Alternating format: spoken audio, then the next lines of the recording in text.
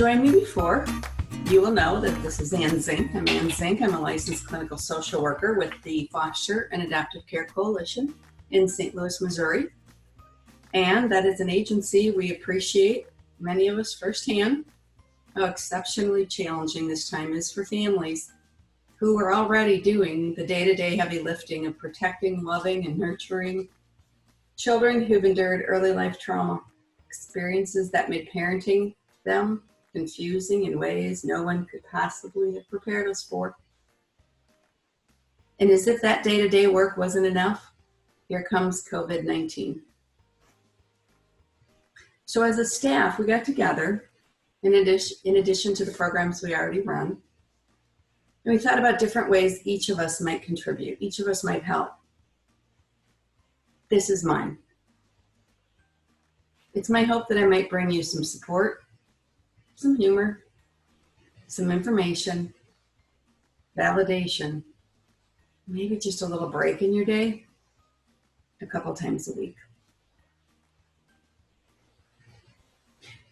Today's video, I'm calling Connection Before Correction Part 1. Also known as, are you kidding me? We are already connected 24/7.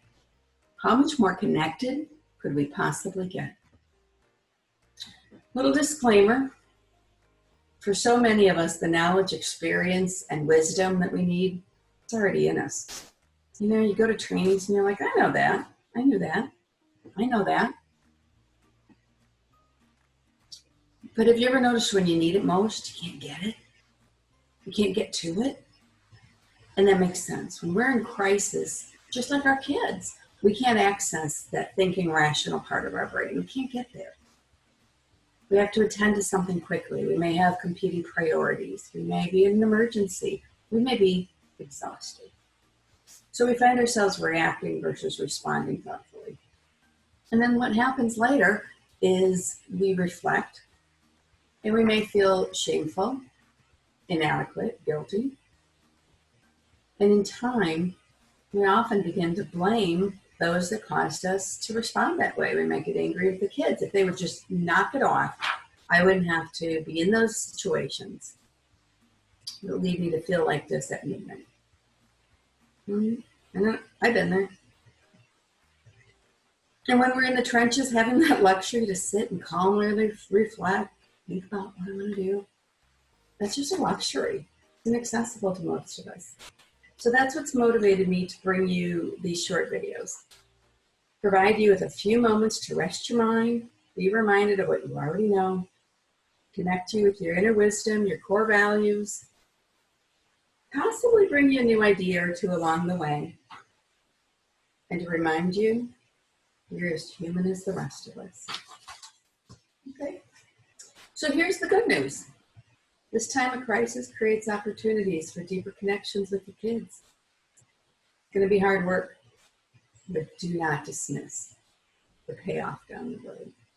You and your children will get through this, and you will have stories to tell. You will have memories, and they will know they can rely on you to have gotten them through this scary time. So let's talk about this. In the last episode, I talked about safety, physical, and most importantly, felt safety. Felt safety for our kiddos and how the recent events have most likely disrupted their trust in themselves, in us, and in their world. Trust built through a lot of hard work, through loving, consistent relationship with loving adults, is what had allowed them to begin to heal and develop that sense of felt safety in the world. And as we know, trust is the greatest equalizer in troubled times. Think about it, when you are really in crisis, you need to trust somebody, right? You need to lean on somebody. You look for an anchor. We rely on trust to get us through.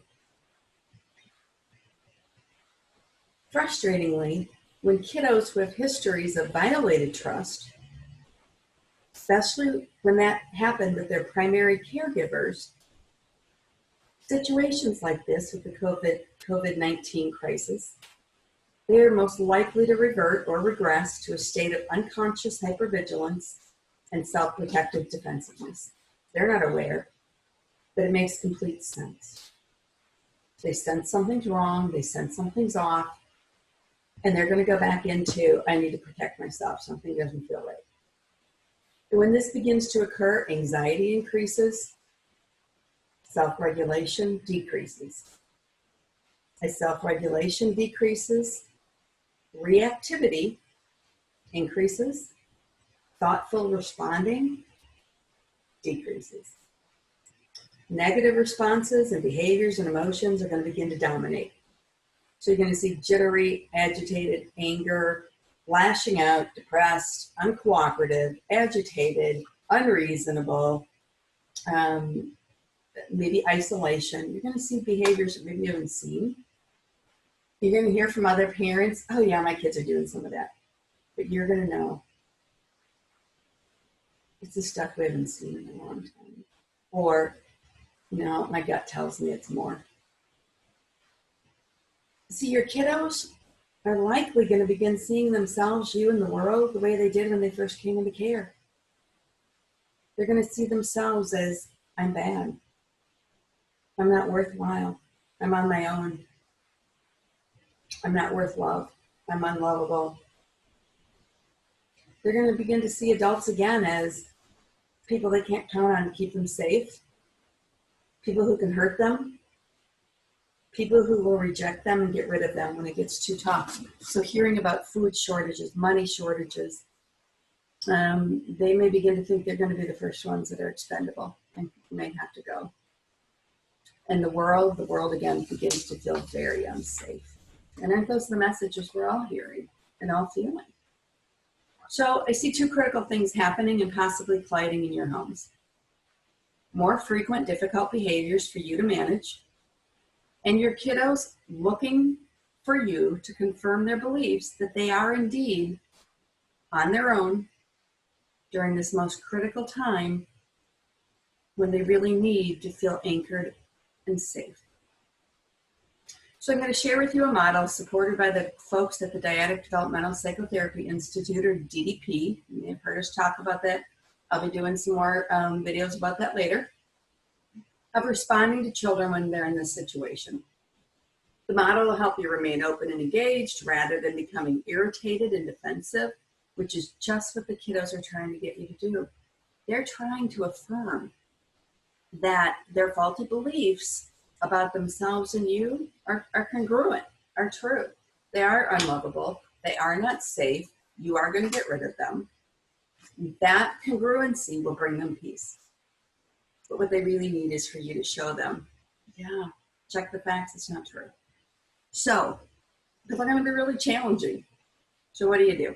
All right, here's 7 steps in the cycle, and the focus is on a cycle of regulate, relate, and reason. Step 1, notice. Step back, notice what's happening. Ask yourself, do I need to step in right now? Do I need to take any immediate action to ensure immediate safety? And if not, maybe I can step back for just a moment, take a breath, clear my head, and then step in. You're going to be much less likely to have yourself elevated and giving any kind of signals to those kiddos that there is any sense of danger or agitation.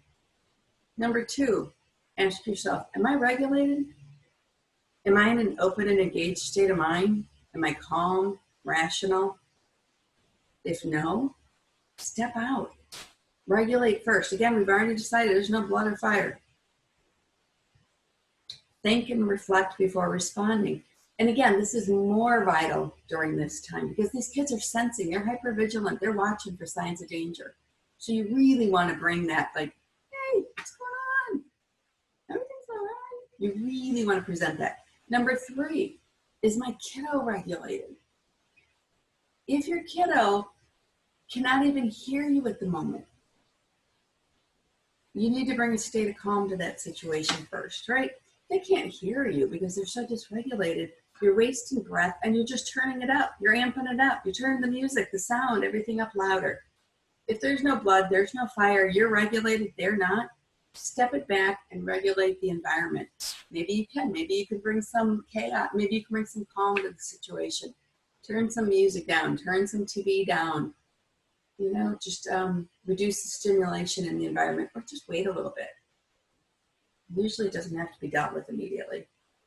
Number 4, allow yourself to be curious about what actually might be having the situation going on. What set this in motion? Is it deeper than what it looks like on the surface? Probably is. Look at the emotions, not just the behavior. See your child as needing something and not knowing how to get it. Again, during this time, they're looking for you to affirm that they're the problem, that you are not safe. So step back and say, I'm curious. I wonder what this is really about.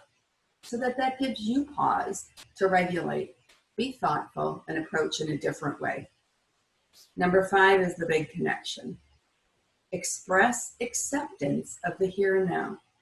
Explore thoughts, motives, urges underneath the behavior. Wonder aloud. Demonstrate you're trying to understand what's happening so a solution can be created. Oh, Jake, what's going on? You look really upset.